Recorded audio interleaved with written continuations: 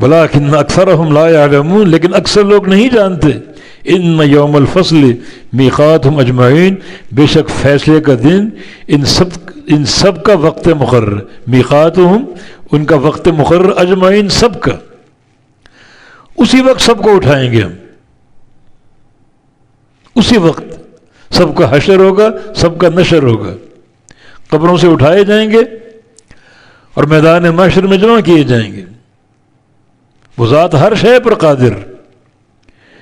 یوم لا یغنی مولا عن مولا شیئا ولا هم ینصرون، اس دن نہیں کفایت کرے گا کوئی دوست کسی دوست کے، نہیں کام آ سکے گا کوئی دوست کسی دوست کے. دوستیاں ختم، ٹوٹ جائیں گے. ولا هم ینصرون، اور نہ وہ مدد کیے جائیں گے.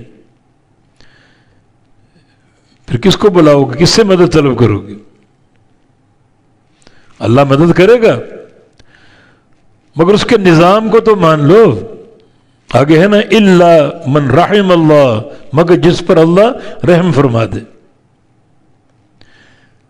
جو اللہ کی رحمت کا مستحق بن جائے اس کی ضرور مدد کی جائے گی، وہ ضرور کامیاب ہوگا.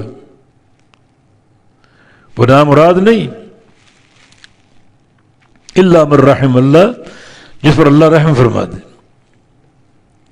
اور یاد رکھو آخرت کی کامیابی اللہ تعالیٰ کی رحمت پر موقوف ہے، اللہ تعالیٰ کی رحمت پر موقوف ہے.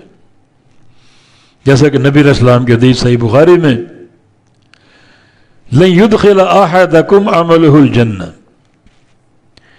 کسی شخص کا عمل، نیکیاں اسے جنت میں داخل نہیں کر سکتی الا برحمت اللہ، جب تک اللہ کی رحمت نہ ہو.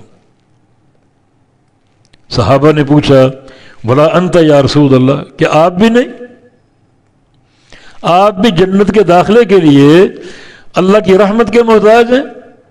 فرمایا ہاں، ولا انا الا ان یتغمدنی اللہ برحمت، جب تک اللہ مجھے اپنی رحمت سے ڈھانپ نہ لے تب تک میں بھی جنت میں نہیں جا سکتا.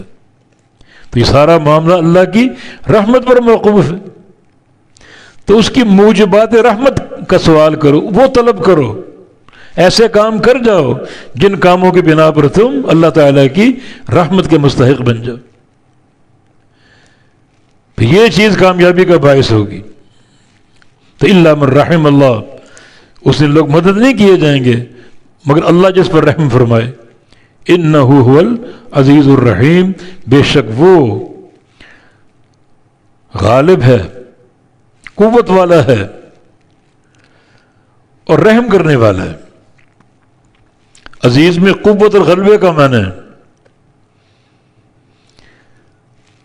تو قوت اور غلبے کا مطلب یہ نہیں ہے کہ وہ ظلم کرے گا، نہیں، رحیم ہے.